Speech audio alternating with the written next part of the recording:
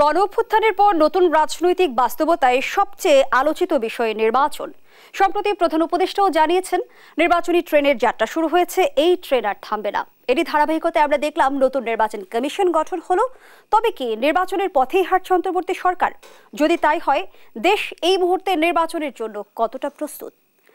আর আরো একটি প্রশ্ন এসে যায়, যদি নির্বাচনের সময় এগিয়ে আসে, সংস্কারের পরিধি কি কমে আসবে?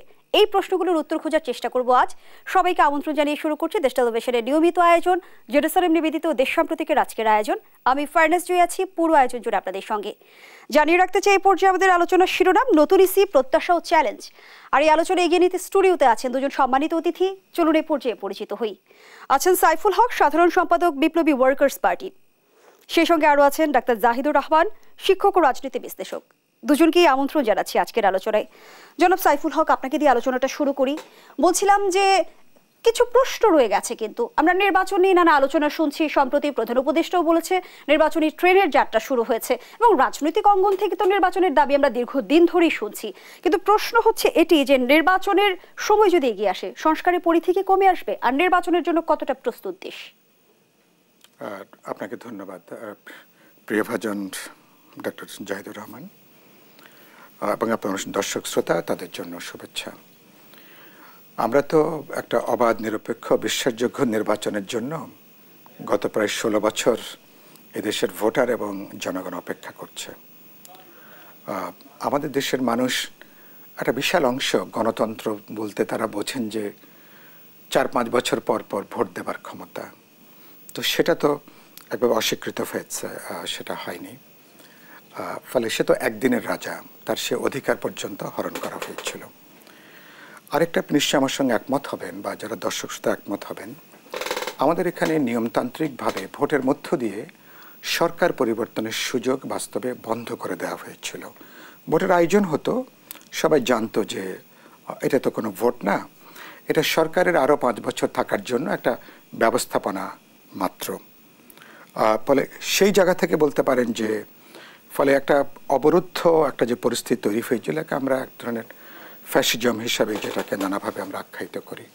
ফলে যদি শুধুমাত্র ধরুন কিছু ত্রুটি, বিচ্যুতি, ঘাটতি থাকা সত্ত্বেও 5 বছর পর পর যদি একটা নিরপেক্ষ, গ্রহণযোগ্য যদি নির্বাচনও হতো, তাহলে আওয়ামী লীগ অথবা শেখ হাসিনার মতন এরকম একটা ফ্যাসিস্ট রেজিমের কিন্তু উত্থানটা হতো না। সেটা কিন্তু হতো না।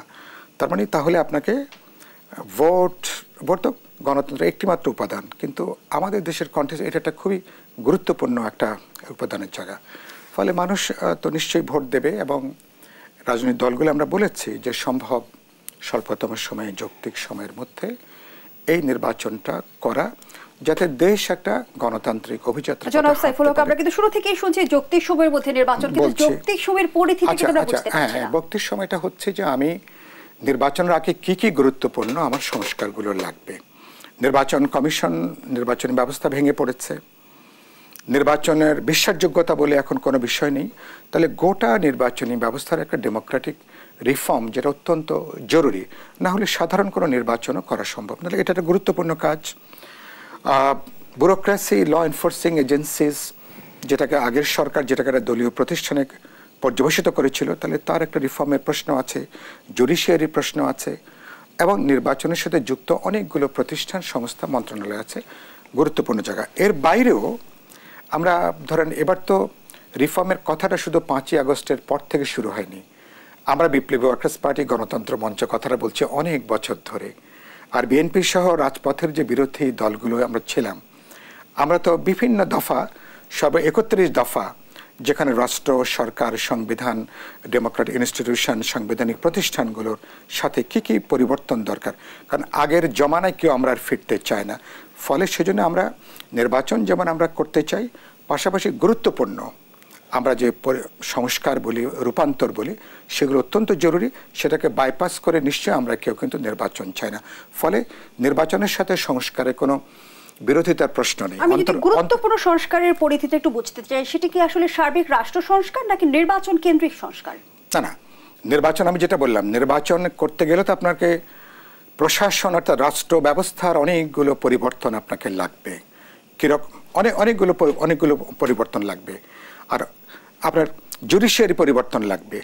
জুডিশিয়ারি আপনি খেয়াল করবেন গত রেজিমে জুডিশিয়ারি ছিল বিরোধী দলকে দমন করবার জন্য সবচেয়ে বড় একটা আইনি প্রতিষ্ঠান। সরকার সব কিছু করতো আইনের নামে করত, কেমন? তো এটা নিশ্চয়ই আপনি এটা জানেন। আর যেই ব্যবস্থাটা, আর ওটা তো একটা বড় জায়গা, ধরেন যেখানে গোটা ইকোনমি দুর্বৃত্তায়িত, পলিটিক্সটা যেখানে পুরোপুরি দুর্বৃত্তায়িত হয়েছে, যেখানে অর্থনৈতিক রাজনৈতিক ক্ষমতাটা একটা দানবীয় শক্তি হয়ে উঠেছে, তাহলে অনেকগুলো ব্যবস্থার পরিবর্তনের প্রশ্ন আছে। অন্তর্বর্তী সরকার মানুষ তো বিশাল প্রত্যাশাটা কি? প্রত্যাশা হচ্ছে যে বাংলাদেশ একবিংশ শতাব্দীর উপযোগী একটা গণতান্ত্রিক, একটা জবাবদিহিমূলক, স্বচ্ছ, দায়বদ্ধ, যারা জনগণ যাকে প্রশ্ন করতে পারবে, যেখানে ইচ্ছা করলে যা খুশি করা যাবে না, তাহলে এরকম একটা দায়বদ্ধ জবাবদিহিমূলক ব্যবস্থা করা, তাহলে এটা এখন একটা জনদাবিতে পর্যবেসিত হয়েছে। তাহলে নির্বাচনের সাথে সংশ্লিষ্টের বাইরেও গোটা রাষ্ট্র প্রশাসন অনেকগুলো বিষয় আছে যেটা নিয়ে আমাদের ঐক্যমত আছে। আমরা 31 দফাতে বা বিপ্লবী ওয়ার্কার্স পার্টির 14 দফায় কি মঞ্চের আমাদের দফাগুলোতে আমরা অনেকগুলো প্রস্তাব আমরা কিন্তু ন্যাশনালি অঙ্গীকার করেছি যে আমরা এই পরিবর্তনগুলো আমরা করতে চাই। ফলে আমরা রাজনীতিকে আমরা এরকম যেখানে মানুষ যেখানে হবে তাদের মূল কেন্দ্রে, এবং যেখানে আপনি ক্ষমতা মানে হচ্ছে যে দুর্বৃত্তায়ন, ক্ষমতা মানে হচ্ছে বিরোধী দলের নিপীড়ন, ক্ষমতা মানে হলো বেসুমার দুর্নীতি, এই সংস্কৃতি থেকে বেরিয়ে আসার জন্যে মূলত সংস্কারের কথা। ফলে আমি এটাকে মনে করি এটা পারস্পরিক, এটা হাত ধরাধরি করে চলবে। নির্বাচনের প্রস্তুতি যেমন আমাদের চলবে, পাশাপাশি অনেকে বলছেন না যে নির্বাচন এগিয়ে আসলে কি সংস্কার হবে না।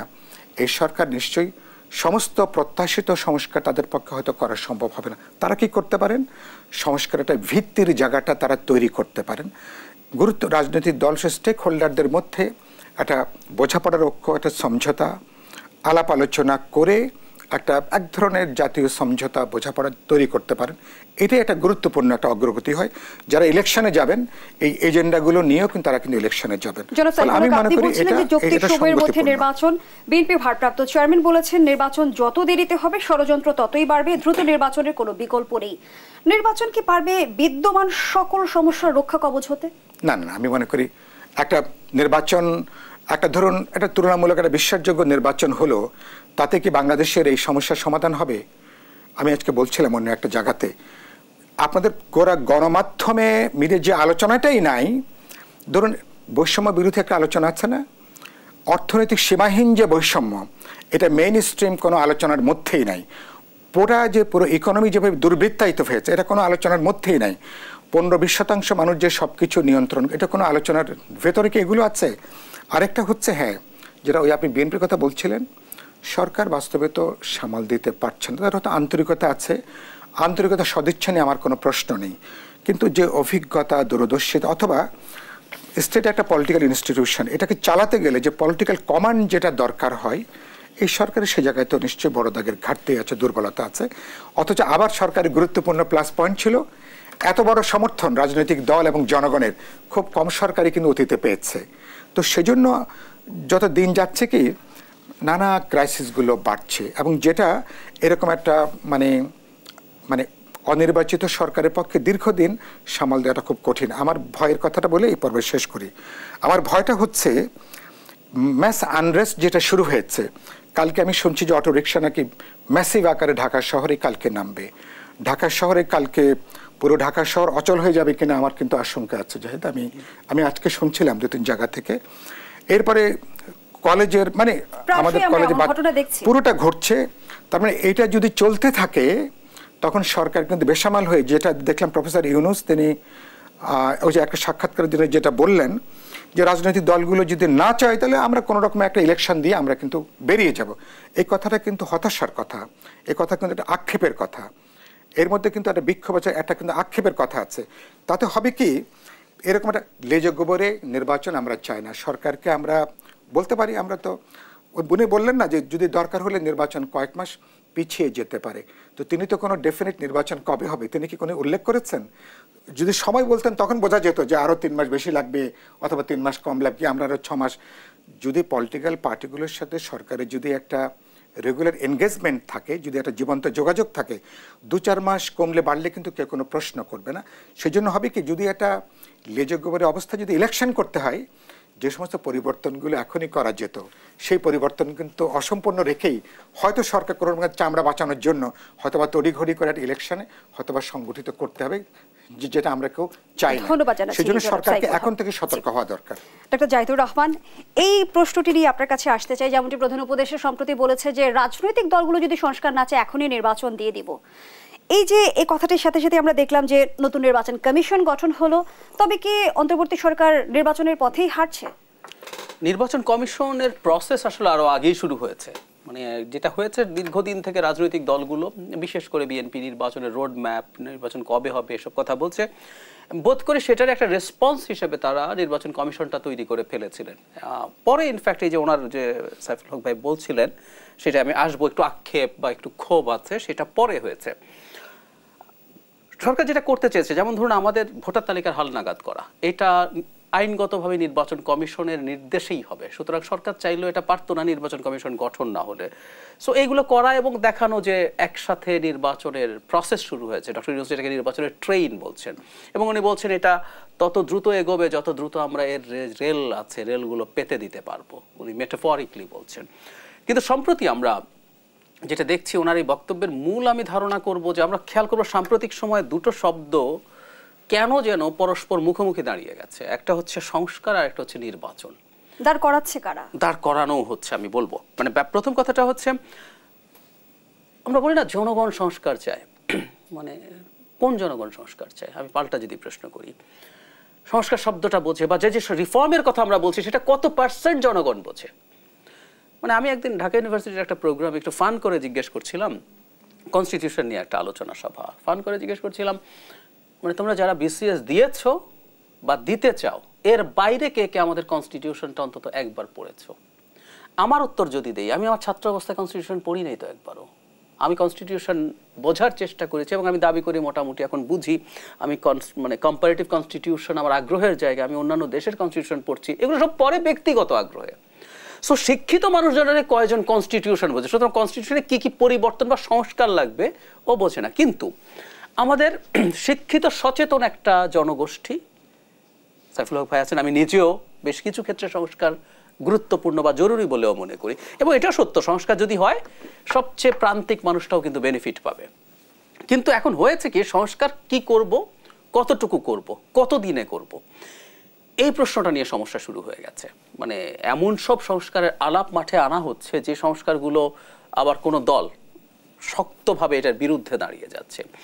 ফলে এই মুখোমুখি দাঁড় করানোর পরিস্থিতি আসলে তৈরি হয়ে গেছে, এবং তাতে আমি বোধ করি বা ধারণা করি ডক্টর ইউনূস একটু অধৈর্য হয়েছেন। তারও কারণ আছে, আমরা একটু অধৈর্য পলিটিক্যাল স্ফিয়ারে সবাই হচ্ছি। যারা বলছেন এই করতে হবে, ওই করতে হবে, নতুন সংবিধান লিখতে হবে, সেকেন্ড রিপাবলিক ঘোষণা করতে হবে, তারাও একটু অপেক্ষা করুক। যারা বলছেন যে না কিছুই না, দ্রুত সংস্কার করে নির্বাচন, শুধু নির্বাচনের সাথে সংস্কার, তাদের অপেক্ষা। কারণ ডক্টর ইউনূস রিপিটেডলি একটা কথা বলেছেন যে আমরা কমিশন করেছি, এবং কমিশন ডেইলি স্টারের সাথে সাক্ষাৎকারে বলছেন, জনাব মাহফুজ আনাম, কমিশন তো 11টা, তখন উনি থামিয়ে দিয়ে বলছেন 5টা নতুন, ওগুলো দরকার নেই, 6টা যে আগে হয়েছে এগুলোই ইলেকশনের জন্য মোর ইম্পর্টেন্ট। এগুলোর রিপোর্ট 31 ডিসেম্বরের মধ্যে হওয়ার কথা, এটা আরেকটু বেশি লাগতে পারে উনি বলেছেন, যেহেতু সত্যিই আমাদের কমিশনও কাজ শুরু করতে একটু দেরি হয়েছে। সো এটা জানুয়ারি পর্যন্ত যেতে পারে। এরপর তো উনি বসবেন সবার সাথে, এবং ওনার কথা কিন্তু কনসিস্টেন্ট কয়েকটা, এবং এটা খুব জরুরি, এবং আমি মনে করি উনি ব্রিলিয়ান্টলি এটা করেছেন। উনি প্রথম দিন থেকে কোনো দিন বলেননি কোনো সংস্কার চাপিয়ে দেবেন। উনি বলেছেন ঐক্যমত, মানে এটা নিয়ে বসবেন, ঐক্যমত্য সৃষ্টি করে যতটুকু সংস্কার এই সরকারকে করতে সবাই মিলে একমত হবেন তারা ততটুকু করবেন, সেটার জন্য যতটুকু সময় লাগবে। আর ওনার কথা মতো এটা তো ট্রু, নির্বাচনের প্রসেস তো শুরু হয়ে গেছে।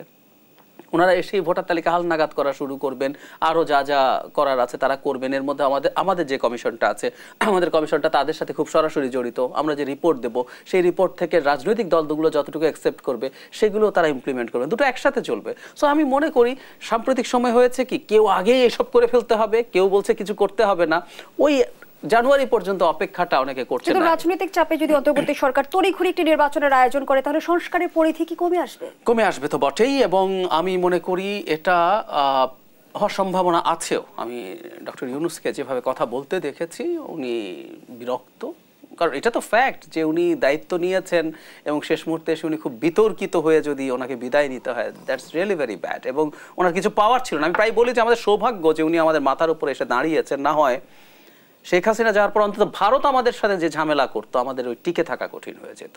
সো ওনার পাওয়ার কিছু নাই, উনি এখন এসে যদি দেখেন যে শেষ পর্যন্ত আমরা এই সেটেলমেন্টগুলো পাচ্ছি না, তবে আমি তার কাছে যেটা অ্যাপিল করব, উনি দায়িত্বটা তো নিয়েছেন এবং যখন আপনি সর্বোচ্চ পদটায় আছেন তখন নানান রকম মত আসবে। কখনো আমি আশা করতে চাই যে ওনার ওটা একটা টেম্পোরারি একটা আক্ষেপ আছে, ক্ষোভ আছে, এটা কাটিয়ে ওঠে। ওনার জন্য অন্তত যেটা জরুরি, উনি কিন্তু একটা শব্দ ব্যবহার করেছেন ডিলেস্টারের সাথে সাক্ষাৎকারে, উনি ফ্যাসিলিটেটর, উনি ট্রু ফ্যাসিলিটেটর হয়ে উঠুন। বিএনপি এতটুকু কম চাইছে, বিএনপিকে একটু বাড়াতে বলি, একটু বাড়াও। যারা অনেক বেশি চাইছে তাদেরকে একটু কমাও। ফ্যাসিলিটেট করে সবাইকে একটা জায়গায় এনে যদি কিছু সংস্কার করে নির্বাচনে যাওয়া হয়, আমার মনে হয় সেটাই বেস্ট অপশন। এবং আমি আশা করতে চাই অন্তর্বর্তীকালীন সরকার যখন দায়িত্ব গ্রহণ করেছে রাজনৈতিক দলগুলোর পূর্ণ সমর্থন ছিল, কিন্তু সংস্কারের বিষয়ে একই সমান্তরাল রেখায় অবস্থান করতে আমরা কেন পারছি না, ঐক্যমত্যে পৌঁছাতে কেন পারছি না, সেই প্রশ্নটি আপনার কাছে রাখছি। বিরতির সময় হয়েছে। দর্শক, জেরুসালেম নিবেদিত দেশপ্রতীকের এই পর্যায়ে একটা বিরতি নিচ্ছি, সাথেই থাকুন।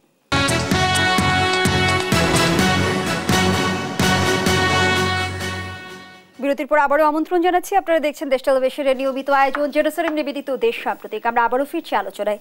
ডক্টর জাহিদুর রহমান, যে আলোচনায় আমরা ছিলাম, রাজনৈতিক দলগুলোর পূর্ণ সমর্থন নিয়ে তো দায়িত্ব গ্রহণ করে অন্তর্বর্তী সরকার, কিন্তু এখন আমরা সংস্কার প্রশ্নে কেন রাজনৈতিক দলগুলো কিংবা অন্তর্বর্তী সরকার মুখোমুখি অবস্থানে রয়েছে, ঐক্যমত্যে আমরা কেন পৌঁছাতে পারছি না? ঐক্যমত্যে পৌঁছাতে পারবো, কিন্তু মুখোমুখি অবস্থান হলো দ্বিমত তো প্রত্যাশিত।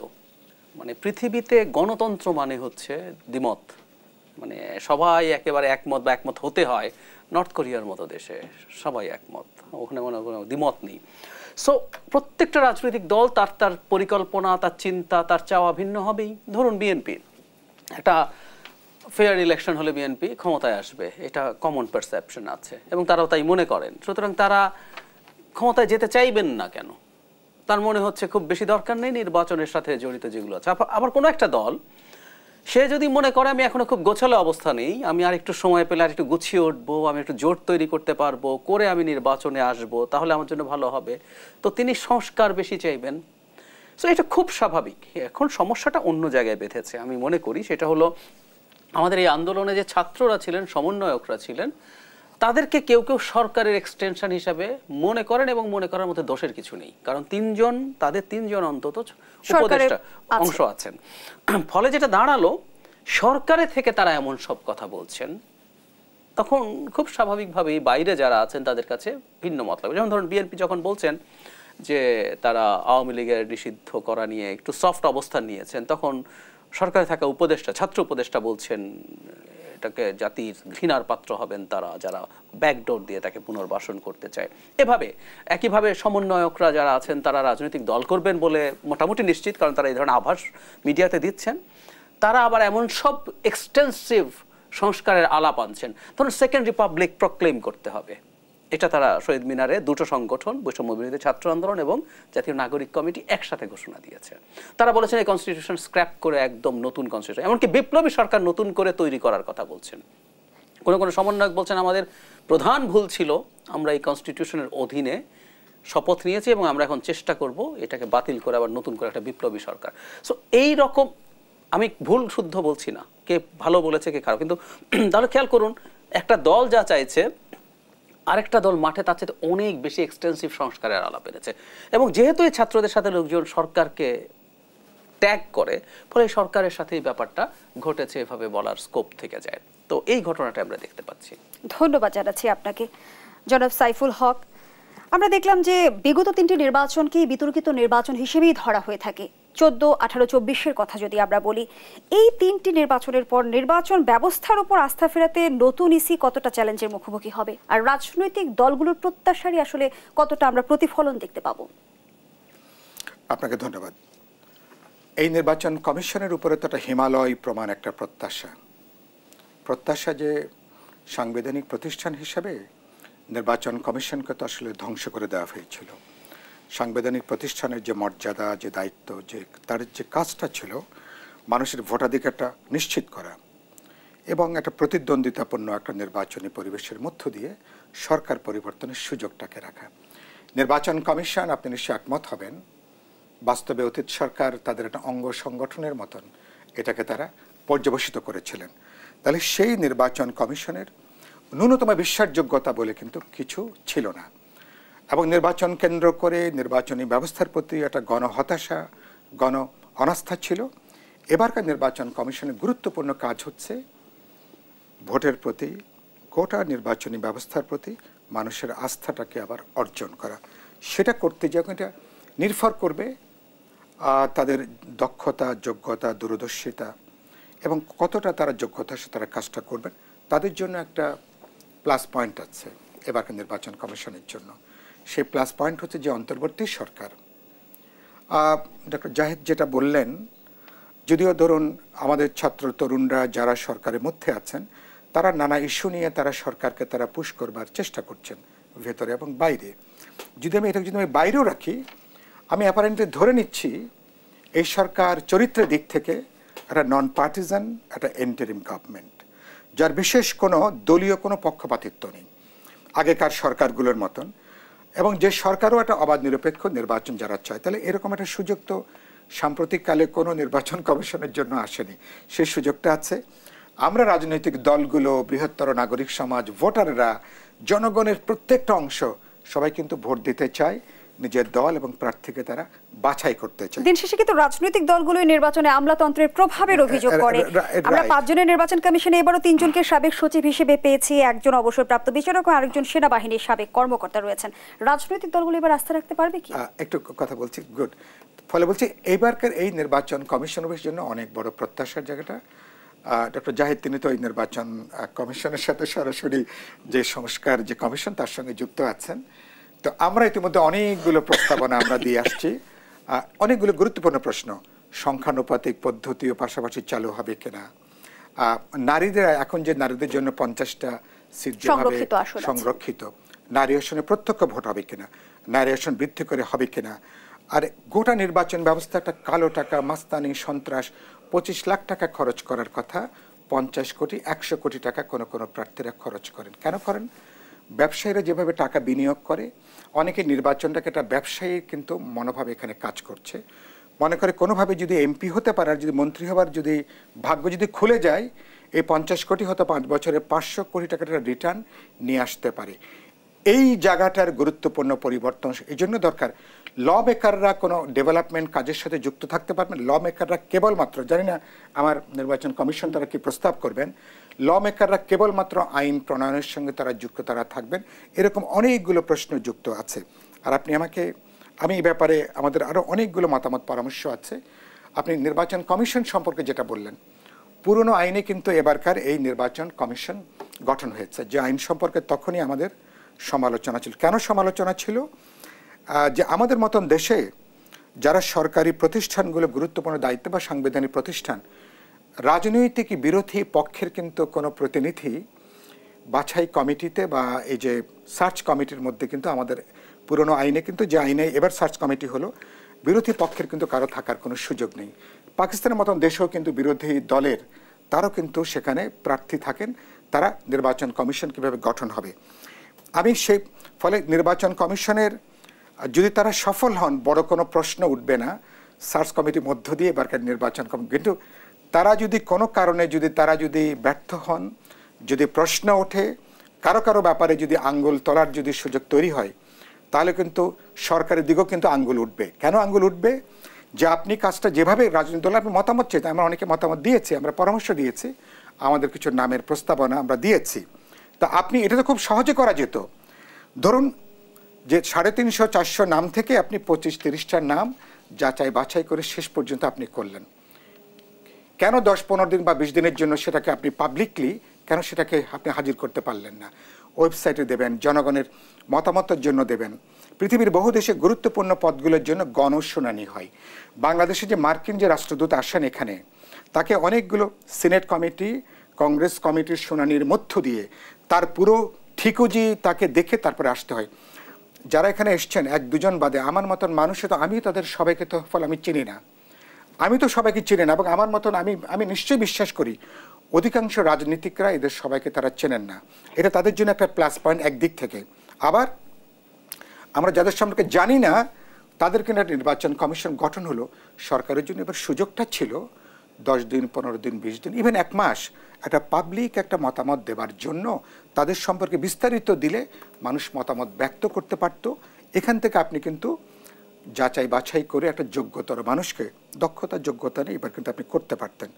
আর আমি একটা মনে করি, ফলে আমি আশাবাদী হতে চাই, যাতে আমি যেটুকু প্রধান নির্বাচন কমিশনারের বক্তব্য যেটুকু দেখেছি, আমি একটু আশাবাদী হতে চাই। তিনি ভালো কথা বলেছেন এবং আশা করব তার সহকর্মীরাও, তারাও জনগণের প্রত্যাশা অনুসারে তারাও এরকম একটা গুরুত্বপূর্ণ সময় তারা দায়িত্বটা পালন করবেন। কিন্তু নির্বাচন কমিশনে একই সাথে কিন্তু সরকারের খুব গুরুত্বপূর্ণ ভূমিকা এবং রাজনৈতিক দল। আমি বলি নির্বাচন কমিশন, সরকার এবং রাজনৈতিক দল বা ভোটাররা, এটা একটা যৌথ একটা অর্কেস্ট্রা, সম্মিলিত একটা দোতনা লাগবে, সম্মিলিত একটা উদ্যোগ লাগবে। এবং আমি মনে করি সে উদ্যোগের মধ্য দিয়ে এককভাবে কারো পক্ষে এটা সম্ভব না। আর এখানে সরকারি ভূমিকাটা শেষ পর্যন্ত কিন্তু ইলেকশনটা করেন ডিসি সাহেব, এসপি সাহেব, থানার ওসিরা করেন। এখনও পর্যন্ত এক্সিস্টিং নির্বাচন কমিশনের সক্ষমতা বাড়ানো দরকার। রিটার্নিং অফিসার এখনও প্রধানত প্রশাসনিক ক্যাডার থেকে আসে, অন্যান্য ক্যাডার থেকে তো যোগ্য লোকেরা আছে, তারা আসতে পারেন কিনা। নির্বাচন কমিশনের নিজস্ব জনবল থেকে তারা এই সমস্ত গুরুত্বপূর্ণ পদে তারা দায়িত্ব দিতে পারেন কিনা, অনেকগুলো প্রশ্ন এর সঙ্গে যুক্ত। আর বিশেষ করে রাজনৈতিক ম্যানিপুলেশন এবং প্রশাসনিক ম্যানিপুলেশন খুব গুরুত্বপূর্ণ আমাদের মতন দেশে কাজ করে। আর কালো টাকা 25 লাখ টাকা খরচ করার কথা হয়তো 25 কোটি টাকা খরচ করছে। ফলে অনেকগুলো বিষয় দেখার, শেষ পর্যন্ত এটা পার্লামেন্ট যেন একটা বড় লোকদের, বিত্তবানদের ক্লাবে। গতবার পার্লামেন্টে কিন্তু 62 বা কোথাও কোথাও 70% ছিল যারা খুবই বিত্তবান মানুষ এবং অধিকাংশ তারা ব্যবসা বাণিজ্যের সঙ্গে তারা যুক্ত। ফলে মাঠের রাজনৈতিক নেতা কর্মী সংগঠকরা, তাদের অংশগ্রহণ কিন্তু খুবই মার্জিনাল। নির্বাচন নিয়ে এবার যখন আলোচনা হচ্ছে, তখন ত্রয়োদশ নির্বাচনে আওয়ামী লীগ অংশগ্রহণ করবে কি করবে না, সেই আলোচনা তো কিন্তু রাজনৈতিক মাঠে আমরা শুনতে পাচ্ছি। আমি সেই বিষয়ে আপনার মতামত নিতে চাই। আবারও বিরতির সময় হয়েছে। দর্শক, যেটা স্যার নিবেদিত দেশ সাম্প্রতিকের এই পর্যায়ে আবারও বিরতিতে যাচ্ছি, সাথেই থাকুন।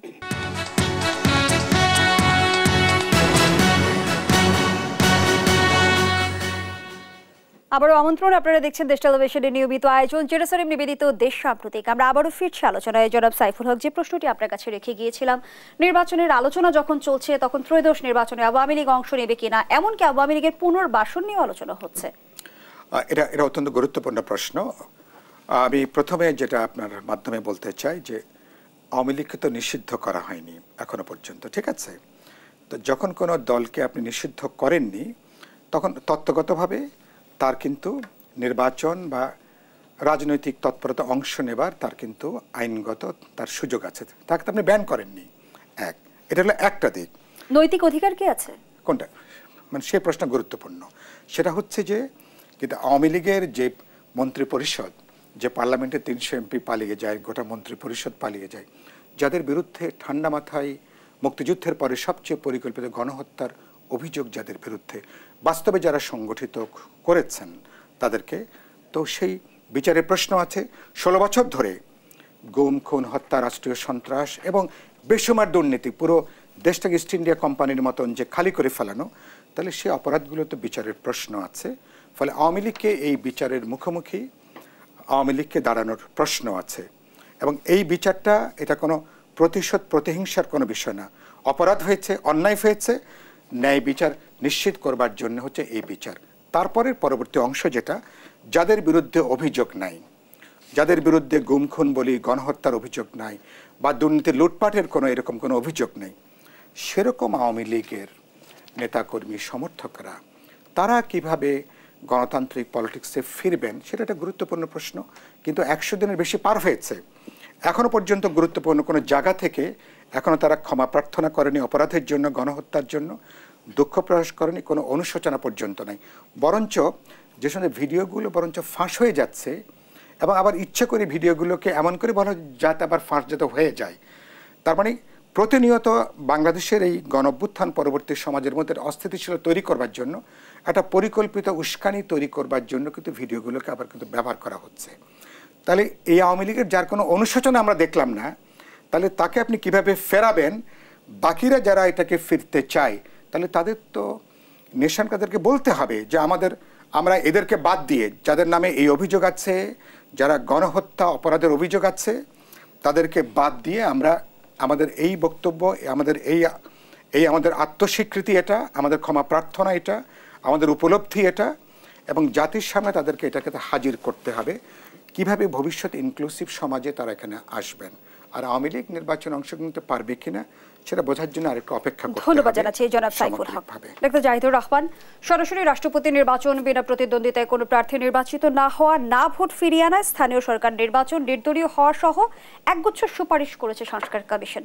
সেই জায়গা থেকে আপনি সংস্কার কমিশনের একজন সদস্য, এর বাইরে আর কি কি সুপারিশ রয়েছে? সুপারিশ করেছে কথাটা ঠিক না। আমি অবাক হলাম, বেশ কিছু পত্রিকা মিসলিড করেছে। আপনি যদি ভেতরে পড়েন, আপনি ঠিকই পড়েছেন, কারণ পত্রিকা এভাবেই লিখেছে, কিন্তু আপনি যদি বিস্তারিত পড়েন তাহলে দেখবেন কথা হয়েছে এগুলো আলাপে এসেছে।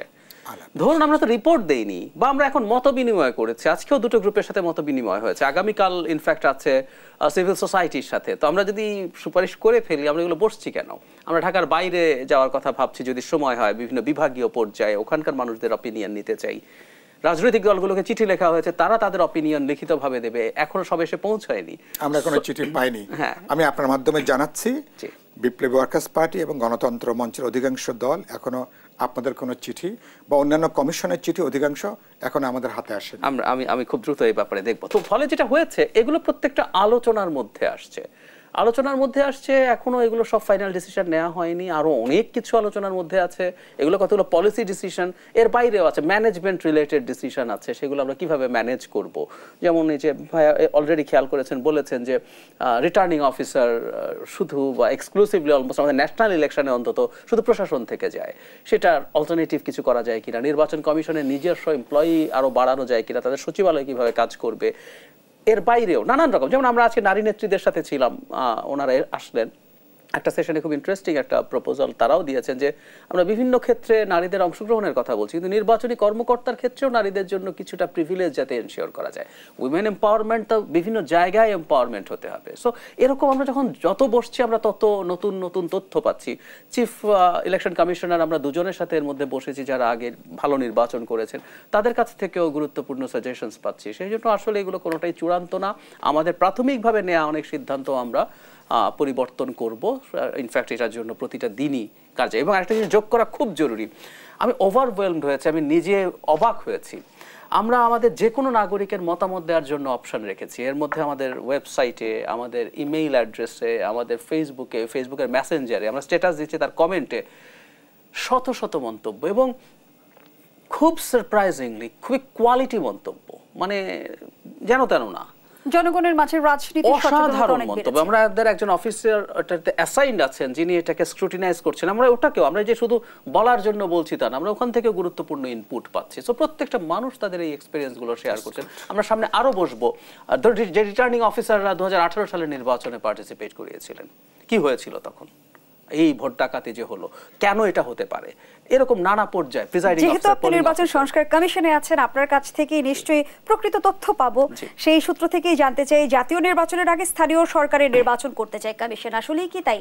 সফল হবে কি, আর হচ্ছে সুফল মিলবে কি? আচ্ছা, এটা ইনফ্যাক্ট আমাদের কমিশন এরকম কিছু বলেনি। আমি যতদূর দেখেছি, যেমন একটা নতুন স্থানীয় সরকার কমিশন তৈরি হয়েছে, আমাদের এই কমিশনের একজন মেম্বার ডক্টর তোফায়েল আহমেদ, উনি ওটার আবার চিফ হয়েছেন। এই আলাপগুলো হচ্ছে। এখন আমি আমার একটা ব্যক্তিগত অপিনিয়ন দিতে পারি। আমি মনে করি মানে এই নির্বাচন কমিশন, আমাকে অনেক চ্যানেল সাক্ষাৎকারে জিজ্ঞেস করেছে যে কমিশনটা চ্যালেঞ্জ কি। আমি বলছি কমিশনে কোনো চ্যালেঞ্জ নেই, কারণ যে সরকারটা এই মুহূর্তে ক্ষমতায় আছে তারা নির্বাচন চুরি করে কাউকে বসাতে চাইছে না, তারা নিজেরাও থাকতে চাইছে না, ফলে তারা সর্বোচ্চ সমর্থন পাবেন। কিন্তু মানুষের সামনে একটু দেখানো, মানুষ তো আসলে নির্বাচন দেখে নাই কত বছর, দেখেন 15 বছরের বেশি পার হয়ে গেছে। সো মানুষের সামনে কিছু নির্বাচন দেখানো, এই সরকার এবং নির্বাচন কমিশন মিলে কিছু স্থানীয় সরকার নির্বাচন, সবগুলো না হলেও জাতীয় নির্বাচনের আগে হওয়া ভালো হবে। এটা আমি একজন, মানে আমি আমার সত্তা যদি বলেন, আমি কমিশন অল্প কিছুদিন আর আছি, আর অল্প কিছুদিন, কিন্তু আমার যে অ্যানালিসিসের যে সত্তা, আমি সেই জায়গা থেকে আমি অ্যানালিস্ট হিসেবে বলছি, সেটা ভালো সিদ্ধান্ত হবে। নির্বাচন কেন্দ্রিক সংকটের কথা যদি বলি, আমরা বহুমুখী সংকট দেখছি। বাংলাদেশের প্রেক্ষাপটে আসলে বাস্তবায়ন কতটুকু সম্ভব, বা সমাধানের পথে হাঁটা সম্ভব কিনা? অবশ্যই হাঁটা সম্ভব, কিন্তু আমি একটা কথা প্রায় বলছি ইদানিং, মানে শেখ হাসিনাকে আমরা ছেটিয়ে বিদায় করেছি, আমাকে বিদায় করেছি, উনি পালিয়েছেন, এই কথাগুলো আমরা বারবার যেন বলতে থাকি। উনি যেমন জাতির পিতার কন্যা টন্যা বারবার বলাতেন, আমরা এরকম এটা বলতে থাকবো। তো ওনাকে পালাতে বাধ্য করার কারণে, প্রচুর মূল্য দেওয়ার কারণে আমাদের এক্সপেকটেশন অনেক হাই হয়েছে। এক্সপেকটেশন হাই হওয়ার সমস্যা নেই, সমস্যা হচ্ছে আমরা সব এক্সপেকটেশন একসাথে পেয়ে ফেলতে চাইছি। আমাদের সামহাও কারো কারো মনে হয় আমরা কিছু সংস্কার লিখলাম, কনস্টিটিউশন এটা করে ফেললাম, ওটা এটা করে ফেললাম, কালকে থেকে পরশু থেকে বাংলাদেশ অসাধারণ একটা ডেমোক্রেটিক কান্ট্রি হিসেবে চলতে শুরু করবে, আমাদের দুর্নীতি থাকবে না, দুঃশাসন থাকবে না, সব কিছু চমৎকার হবে। এটা হবে না। কিন্তু আপনি যে প্রশ্নটা করেছেন, আমরা সেই পথে হাঁটা শুরু করেছি, আমরা পারবো, আমরা বিশ্বাস করি। আবার বাধা আসতে পারে, আবার ফাইট করার জন্য প্রস্তুত হতে পারেন। ট্রাম্প 20 তারিখে ক্ষমতা নিয়ে দেখুক, আমেরিকানদেরকে ডেমোক্রেসির ফাইট আবার করতে হতে পারে 250 বছর পরে। এর আগে কোনোদিন ওরা এই ফাইটটা করে নেই। ইন্ডিয়ান লোকজনকে মোদির বিরুদ্ধে ফাইট করতে হচ্ছে না? হচ্ছে তো। ওদের মিডিয়া বন্ধ করে দিচ্ছে না গায়ের জোরে, ওদের গদি মিডিয়া তৈরি হচ্ছে না। Again the same fight is going on. So এই ফাইটটা করতে হবে। সুতরাং গণতন্ত্রের চলার পথটা কোনোদিন খুব স্মুথ কিছু না, স্বৈরতন্ত্রের পথ স্মুথ। সো আমাদের যেন প্রস্তুত থাকি আমরা। আমাদের আয়োজনের একেবারেই শেষ পর্যায়ে অসংখ্য ধন্যবাদ জানাচ্ছি ডাক্তার জাহিদুর রহমান, ধন্যবাদ জানাচ্ছি জনাব সাইফুল হক আপনাকেও। দর্শক, এখানেই শেষ করছি জেরুজালেম নিবেদিত দেশ সাম্প্রতিকের আজকের আয়োজন। ধন্যবাদ এতক্ষণ আমাদের সাথে থাকার জন্য।